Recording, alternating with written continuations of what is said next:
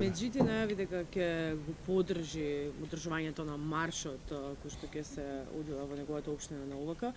Ваш коментар за ова? Па добро, сега тоа е најава на Меджити, него треба да го прашате, владата не го поддржува и немаме намера да го поддржиме, но секако ќе се погрижиме да сето тоа помине во најдобар ред, да нема инциденти, да не се случи нешто кое што сите ние граѓаните не сакаме да се случи.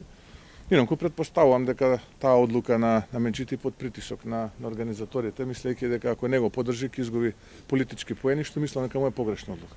Добро, освен поддршката, тие гарантира исто така дека нема да се приведат на граница поранешни припадници на она кои што се бара со потерници од страна на Србија. Дали имате некаков политички договор со Косово? Не станува збор тука за политички договор или не политички договор, очигледна е намерата дека некој се обидува на овој начин да се мобилизира. Тука пред се мислам на Демократската унија за интеграција. На тој начин мисли дека ќе добие повторно некаква поддршка, ќе ги мобилизира своите гласачи. Жалам што има и такви кои што еве го поддржуваат овој процес јавно, иако тоа немаше потреба по мене да се случи, но тоа е нивна одлука, не би сакал јас да ја коментирам.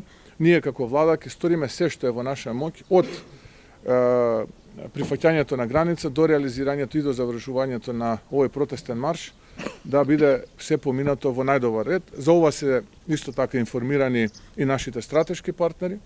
Сите тие се информирани за сите оние мерки кои што ќе бидат превземени. Имаме и кризен штаб кој што ќе го следи сето ова 24 часа пред да се случи и откако ќе се случи нормално обезбедување на испраќање на сите оние кои што ќе дојдат на тој настан.